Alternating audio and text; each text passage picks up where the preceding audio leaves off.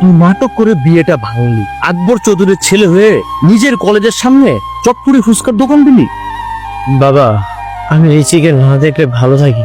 আমি জানি বা আমার জন্য তোমার অনেক অপমানিত হতে হয়েছে। বাবা, তুমি আমাকে ক্ষমা করে দিও, আমার ভুল হয়ে গেছে। কাঁদিস না বাবা, সন্তানের কান্না বাবার বুকের পাঁচকটা ভেঙে দেয়। তোর প্রতি আমার কোনো অভিযোগ না, আমি শুধু ভাবতেছি কি করে তোদের দুজনের দুইটা হাত এক করে। কথা কেন রে মা? কারণ ফুচকা মামা আমার নামে তার ফুচকার দোকান দিছে। চলো। তোর নামে দোকান দিবে কেন? সে তো দোকান দিবে তার পরিবারের কারো নামে। ফুচকা মামা বলেছে আমি নাকি তার আপনজন। চলো তো ফুচকা মামা 2 প্লেট ফুচকা দিবেন। তোরে জন্য আমি কোথায় দেখেছি, ভয়ানক ভাবে দেখেছি, একটু মনে করিনি। এখন কি হবে? আমি তো ধরা পড়ে যাবো, বাঁচাও। মা কিসব আবল তাবল কথা বলছো তুমি? তুমি আমাকে ভয়ানক ভাবে কেন দেখবা? তুমি আগে রাস্তায় ঘুরে ঘুরে ঝালমুড়ি বিক্রি করতো, ওখানে হয়তো দেখেছো। আমার মাথাটা যেন কেমন করতেছে। ফুচকা আমার হাতে ফুচকা খাও, তোর মাথা একদম ঠান্ডা হয়ে যাবে। ফুচকা দাও। কি চলতো আমার সাথে?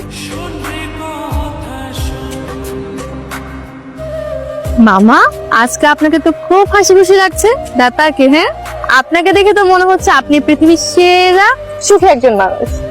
হ্যাঁ, আজকে আমার অনেক খুশি লাগতেছে। আমরা এক লগে বৈশা কথা কইতাছি।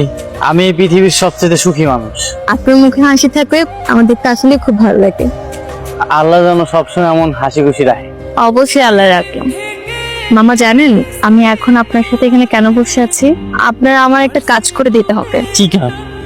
ওই যে ছেলেটাকে দেখছেন ওই যে ওখানে, ওর নাম হচ্ছে ফয়সাল।